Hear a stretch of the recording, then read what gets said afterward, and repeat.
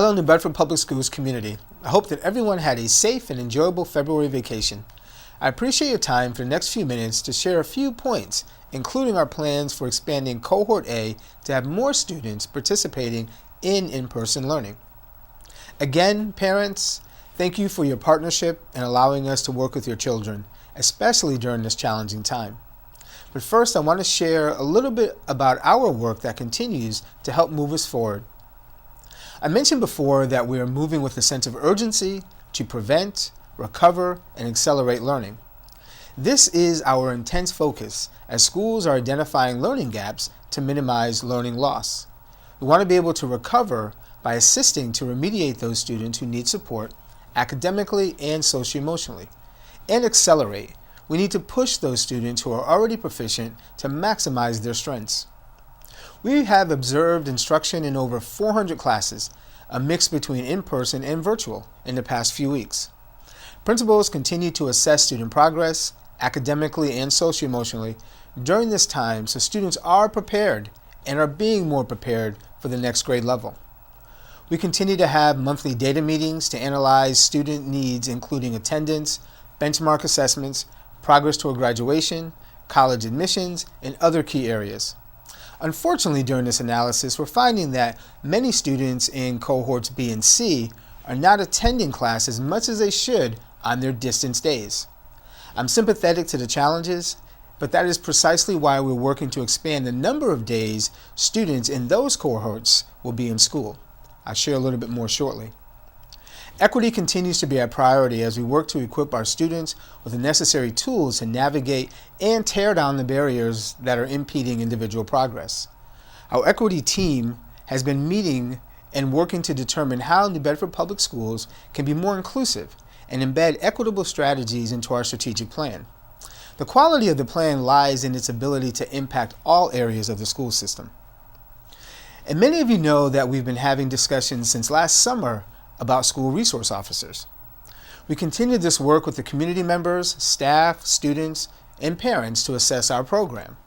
The work groups have been objectively analyzing the current challenges as well as some successes of the current program. And we are in process of determining the next steps. We're scrutinizing all aspects of the program's current structure to determine its overall impact on students while in school. There are varying perspectives on what the next steps should be, as some organizations believe that the program should be eliminated, while others believe that we should spend more time. My focus is to ensure that our students are in a safe environment in which they feel supported and will thrive. Just another reminder that several sports teams will be starting the Fall 2 season, which begins on February 22nd. Over these last months, our priority has remained the same: balance the health and safety needs of all students and staff while working to ensure that our academic program remains strong and gets better. We know that the positive COVID cases in many places, including the city of New Bedford, are declining, and the percent positivity decreased for the third week in a row, now to about 7%, along with the fact that there has not been a spread in our schools during this entire time. We're looking to have more students in school more often.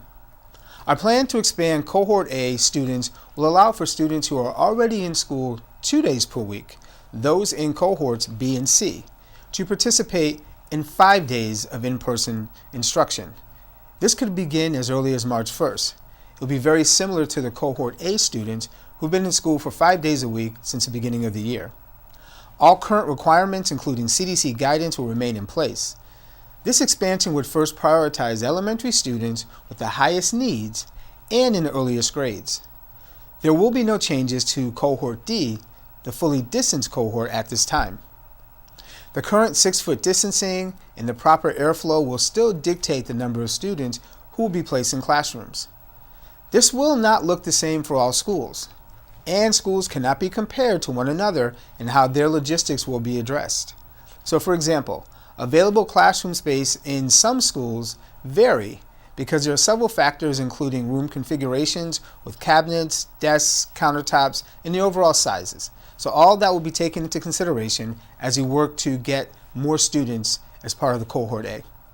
Remember, we know so much more than we did in August or even in November, And our mitigation strategies are very effective. Mask wearing is a requirement, and hand washing and sanitizing are frequently done and will continue to be. Our more than 800 air exchange units, air scrubbers in our classrooms have helped us to have about 9,000 students participating in in-person learning this year. So in closing, please remember that I will maintain focus on supporting our students' mental health while working to prevent learning loss, recover any regressions, and accelerate learning. I get it that we are all tired of COVID and being in this situation, but the benefits of wearing the mask and being temporarily separated from others for a little while longer will help us all in the coming weeks and months. So again, thank you for doing your part. Please continue checking our website, newbedfordschools.org, our Facebook page, and stay updated by also being able to call our family support line at 508-997-4515 for help on any topic. So again, remember, we are all in this together. Please think of others, mask up, and stay safe. Thank you.